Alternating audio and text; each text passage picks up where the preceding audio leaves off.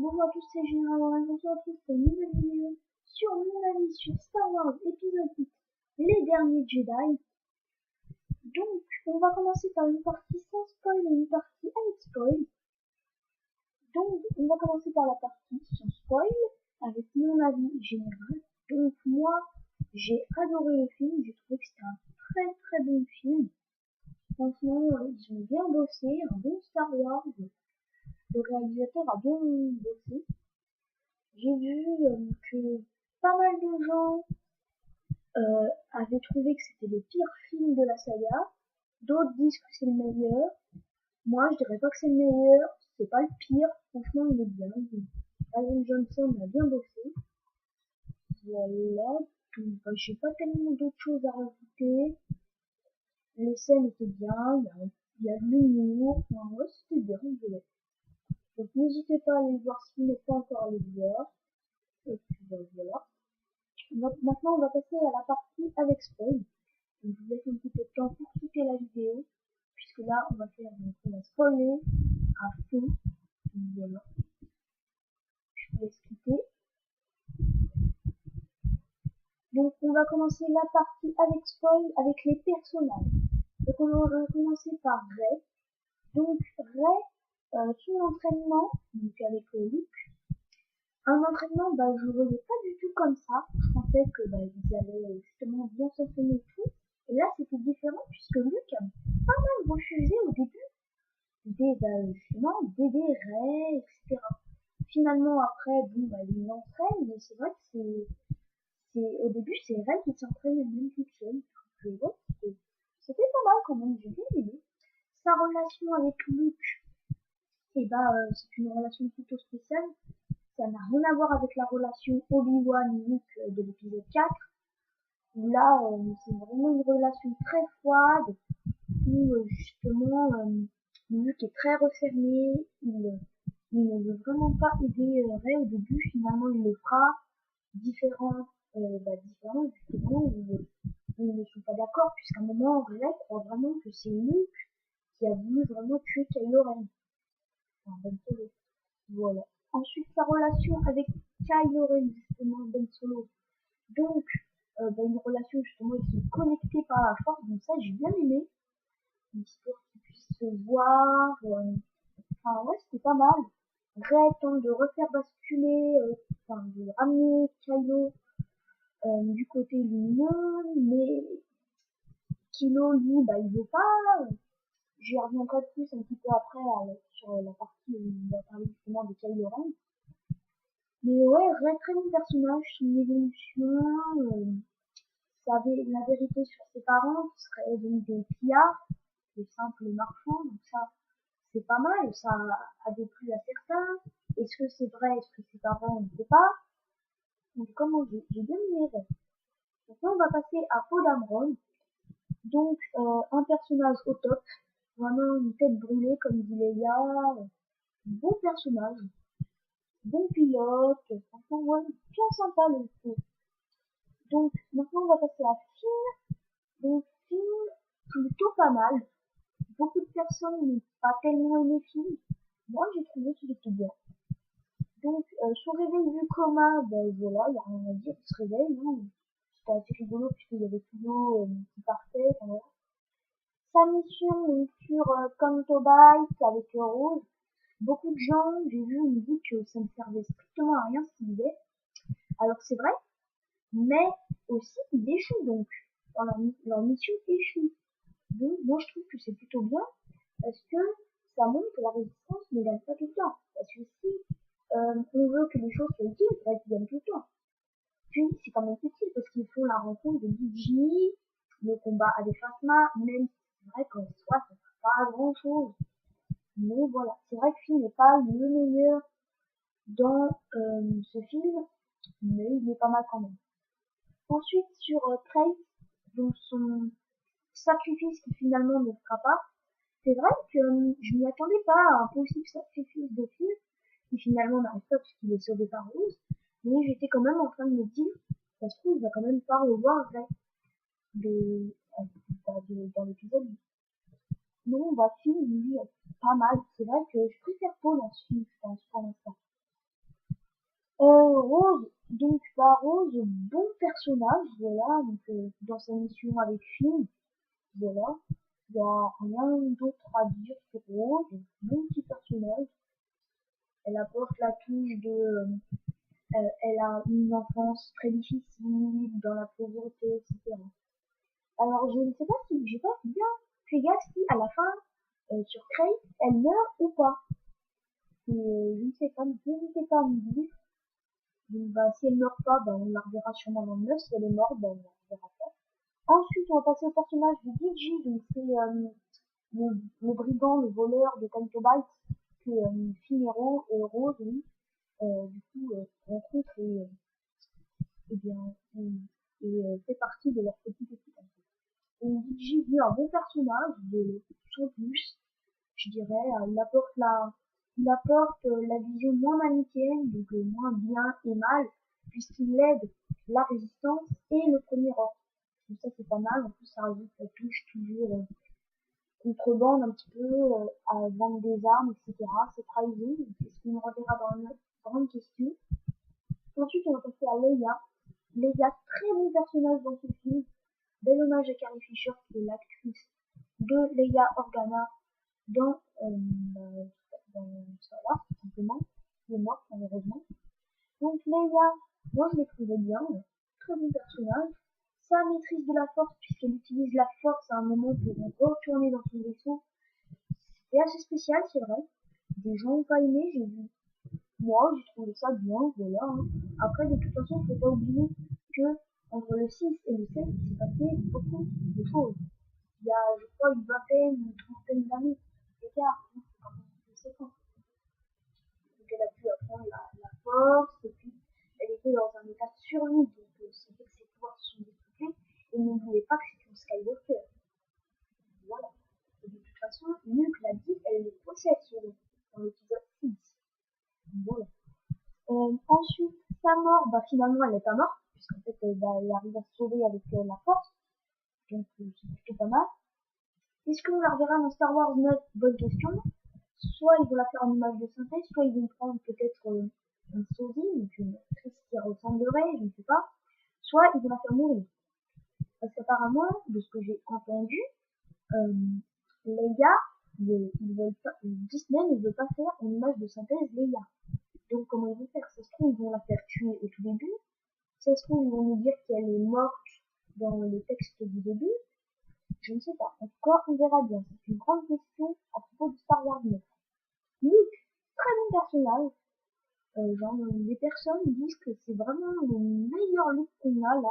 Je dirais pas que c'est le meilleur, mais je trouve qu'il est bien. Donc, sur les îles, à cause justement de son échec avec Kylo Ren, justement, euh, puisqu'il a tenté quand même de tuer Kylo, même si c'était passé en une fraction de seconde, cette idée de tuer Ben, parce qu'il était du côté obscur et que Luke ne pouvait plus rien faire pour le sauver. Donc, ouais, c'est mon avis.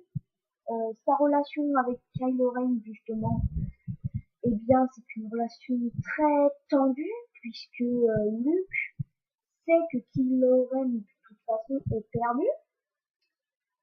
Lui, Ben, justement, Kylo Ren, lui a une haine totale envers Luke, notamment sur Crate quand il le mitraille. Il mitraille l'espèce d'hologramme. Enfin, voilà, vous m'avez compris le but.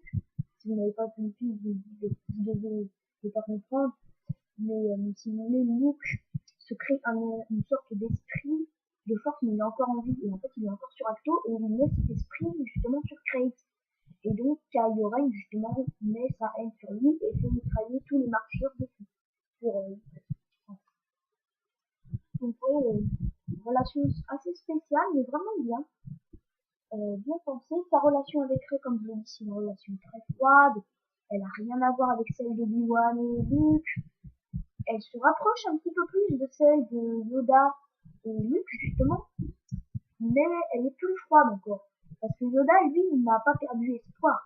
Contrairement à Luke, qui, lui, est figé. Il ne veut que rester sur sa planète pour mourir sur Acto pour mourir là-bas. Voilà. Son caractère, c'est un caractère très, très froid, justement. justement, voilà. Son combat avec Kylo Ren, justement, bah voilà, il y a rien à dire. Je pense que Luke reviendra dans le 9 puisqu'il devient un esprit de force à la fin, vu qu'il disparaît comme Obi-Wan et comme Yoda. Et en plus, il a dit à Kylo Ren qu'ils se reverront. Donc voilà. Bon, sa mort, très belle, une très belle mort. Franchement, ouais, pas mal.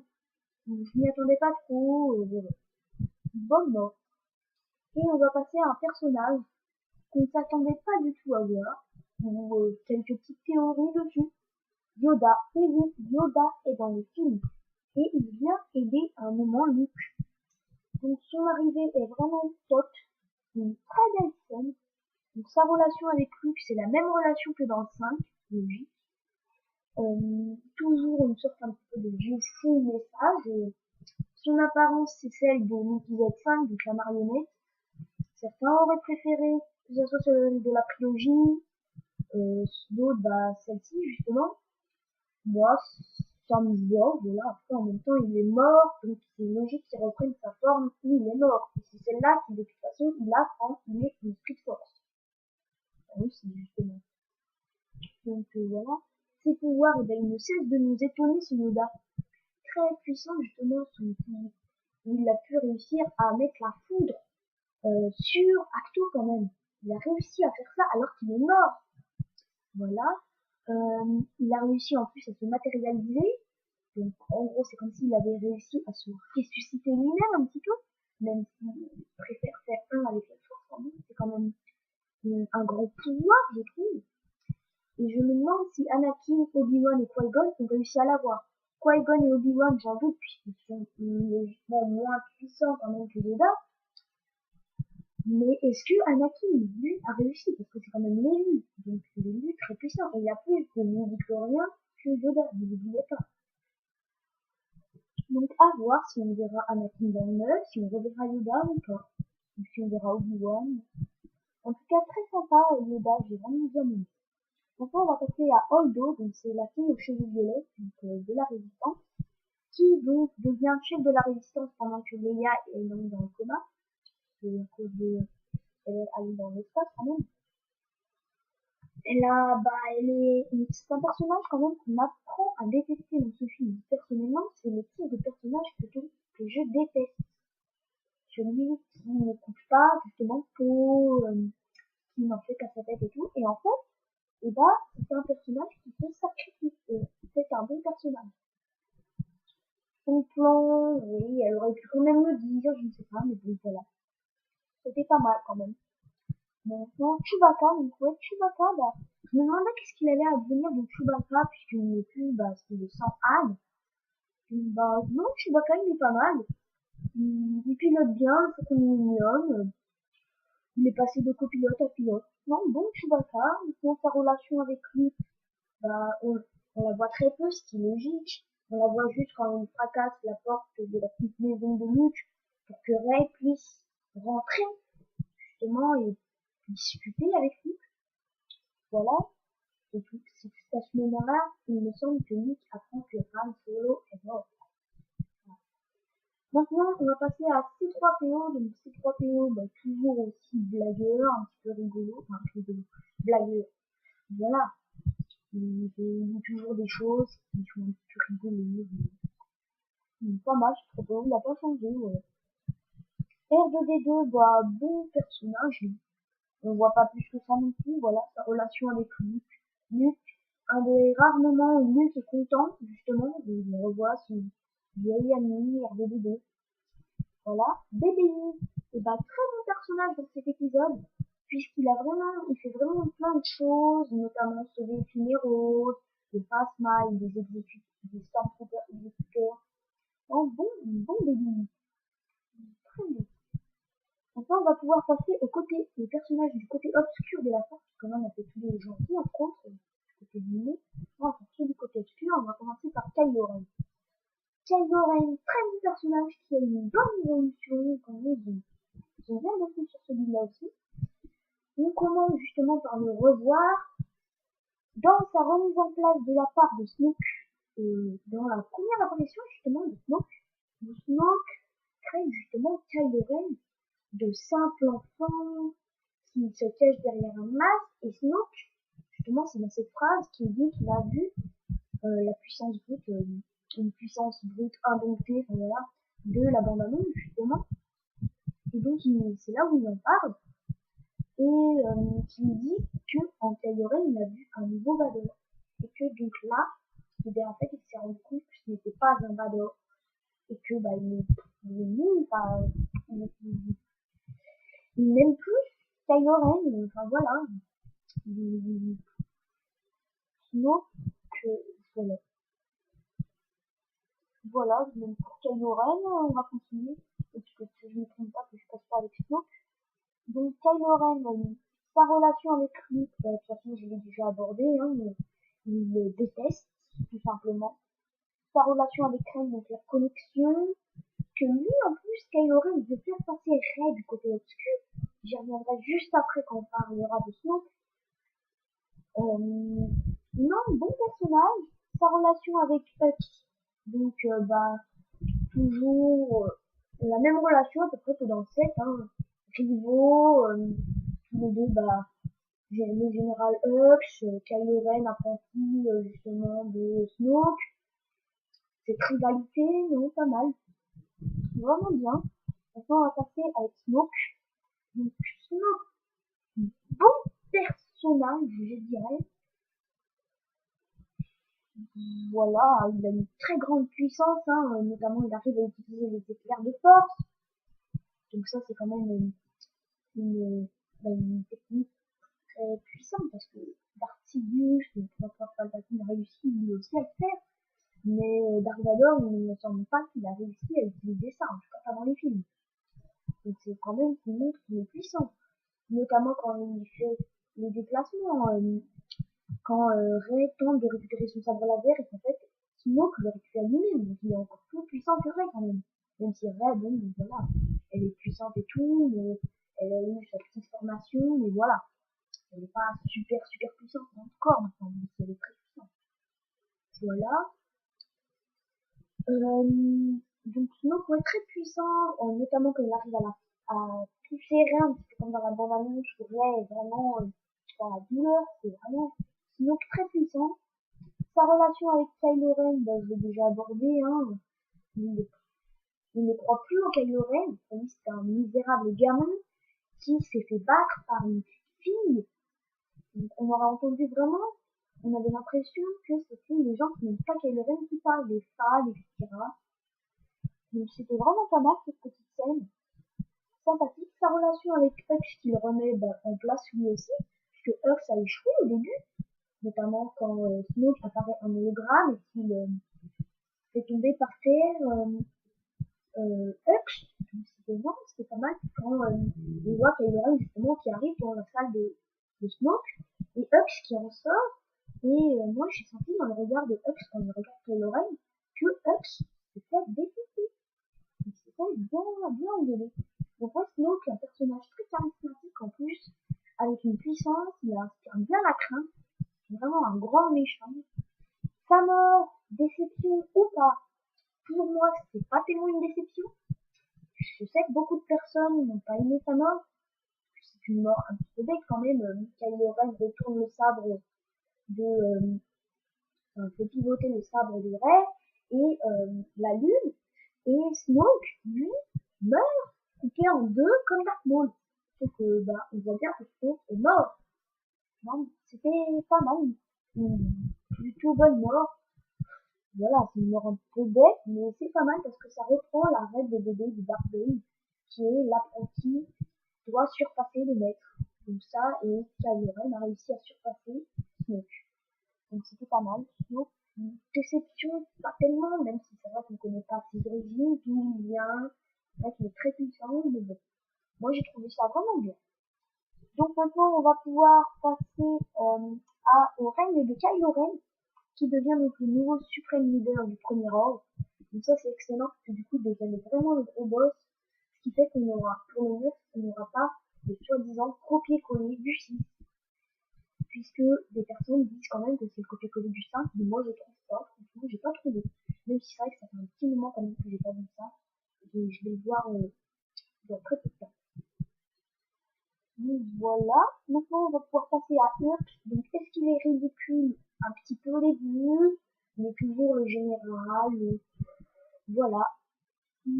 Sa relation avec Kylo Ren, justement, toujours dans la rivalité. Celle de Snoke, toujours remis en place dans ses échecs.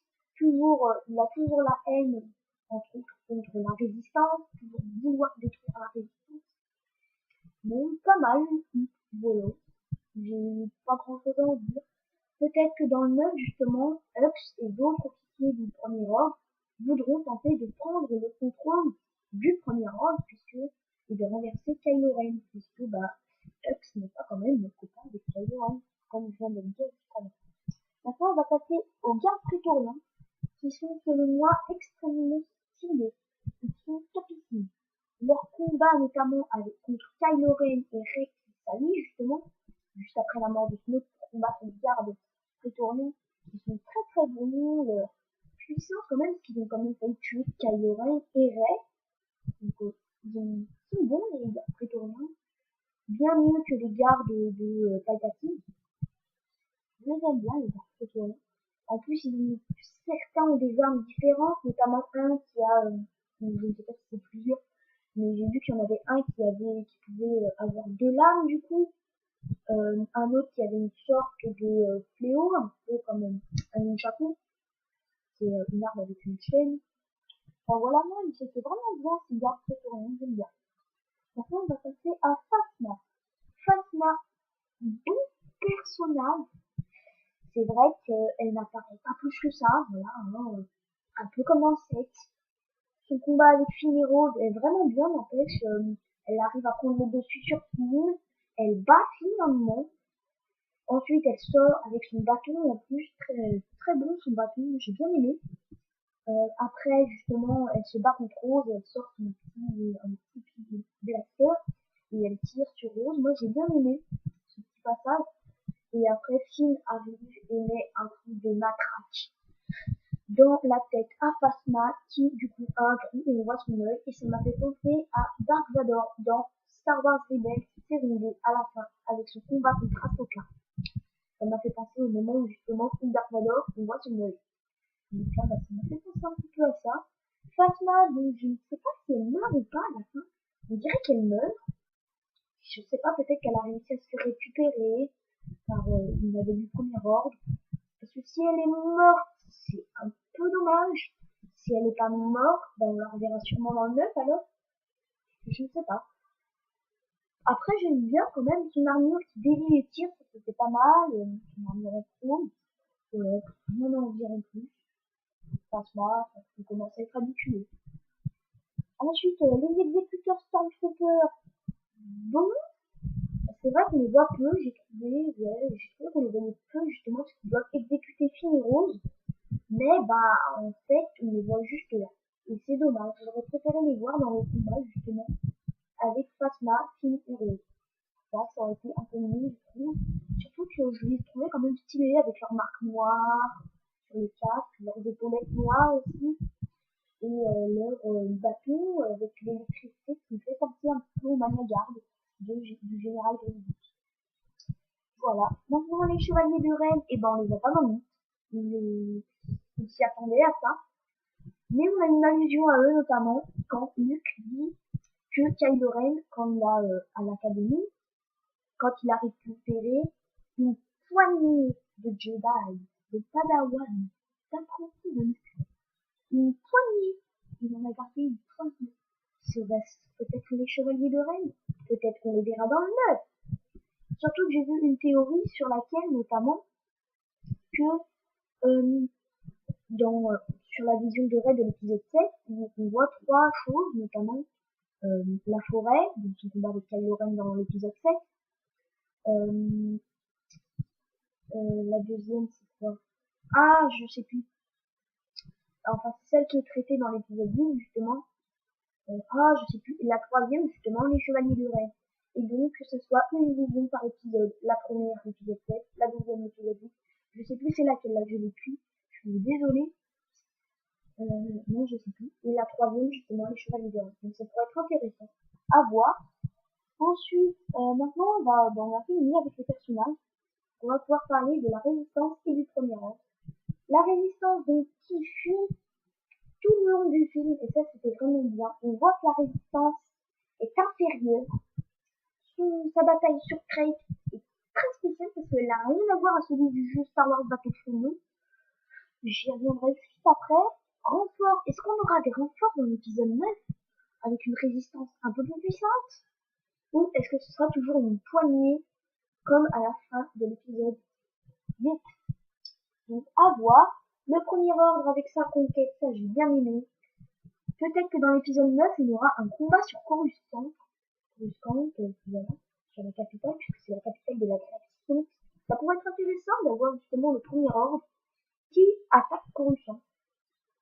Ça pourrait être sympa, avec pourquoi pas l'armée justement de la Nouvelle République, la milice, voilà. Ça serait sympa. Les vaisseaux du premier ordre, titanesque, excellent. Et à voir ce qui va se passer avec justement Kylo Ren, notre nouveau suprême leader, pas super. Donc voilà. À voir, il peut y avoir des tensions, parce que justement il y a des tensions au sein de la résistance, au sein du premier ordre. Peut-être que ça va continuer dans l'épisode 9 pour le premier ordre. Notamment savoir si peut-être des officiers du premier ordre tenteront de faire tomber Kylo Ren ou pas. À voir, à voir. Donc à voir le futur justement de la galaxie dans l'épisode 9.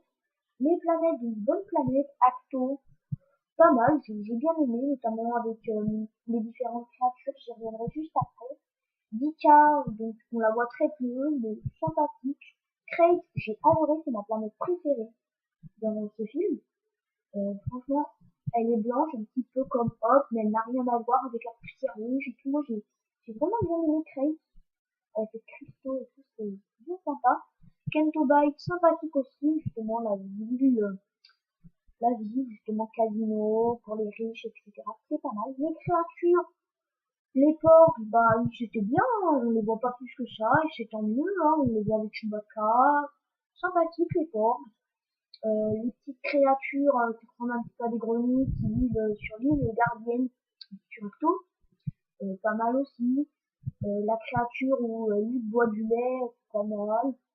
Il y a différentes petites créatures après, notamment les, je sais plus comment ça s'appelle, mais là les créatures sur Crate, des espèces de petits chiens ou des neiges, sympathiques, enfin voilà. Rien de plus pour les créatures. Les batailles, donc la bataille de Dika est vraiment pas mal. Première bataille dans l'espace, vraie bataille dans l'espace, dans cette postologie, c'est bien. La course contre la montre, justement, pour la résistance par rapport au premier rang, c'était bien sympathique, j'ai bien aimé. La tension qui régnait, est-ce que Finn et Rose vont réussir leur mission pour sauver la résistance, qui n'a presque plus de carburant, c'était pas mal. C'est bien pensé. Et la bataille de Crate, qui n'a rien à voir avec celle de Hoth, moi j'ai trouvé. On pensait tous que les marcheurs allaient être un petit peu comme sur Hoth, et en fait pas du tout. Ils doivent désamorcer ou détruire un canon qui est une mini-étoile de la mort, qui doit justement détruire le blindage de la porte de la base de la résistance. C'était vraiment inattendu puisque justement les M6TT, je crois que ça s'appelle comme ça, là, les quadripodes du premier ordre, en fait, bah, ne font pas grand chose, ils sont juste là pour tirer. Donc c'était assez inattendu, c'était pas mal. Mes scènes préférées, donc c'est celle de Leia avec la force justement, la scène de Yoda, la mort de Snoke, Rey et Kylo Ren contre les gardes prétoriens, Rey et Kylo Ren qui se battent pour le sabre d'Anakin qui finalement est brisé en deux, c'est pas mal, et chacun a une partie. J'ai bien aimé aussi. Et le combat, le petit combat Kylo Ren contre Luke, c'était bien sympathique aussi. Et la mort de Luke que j'ai bien aimé. Donc voilà mes scènes préférées. Mon avis global, donc bah, j'ai bien aimé, j'ai adoré même. Bon Star Wars, franchement très bon. Ils ont bien bossé. J'ai bien aimé, voilà. C'était bien sympa. J'ai pas tellement d'idées sur le 9. Voilà. Donc j'espère que vous avez aimé cet épisode 8. Si vous n'avez pas aimé, bah dites-moi pourquoi. Si vous avez aimé, n'hésitez pas à me dire pourquoi. Voilà. Je respecte votre avis, respectez mon avis, voilà. En tout cas, moi j'ai trouvé que c'était un bon Star Wars, très bon. C'était vraiment bien, voilà. Donc, bah, c'était Général Wawad, on se retrouve pour de prochaines vidéos. Ciao, bye bye. Et j'ai juste oublié de dire une chose, c'est que c'est mon premier avis, puisque c'est mon avis au premier visionnage du film, et que je referai sûrement un avis quand j'aurai vu plusieurs fois le film. Donc voilà, c'est pour faire la différence, parce qu'il y aura des films où je vais dire mon avis que sur plusieurs visionnages, et d'autres où je dirai mon avis au premier visionnage. Et après, j'en redirai un à plusieurs visionnages. Voilà. Donc, c'était General One. Ciao. Bye bye.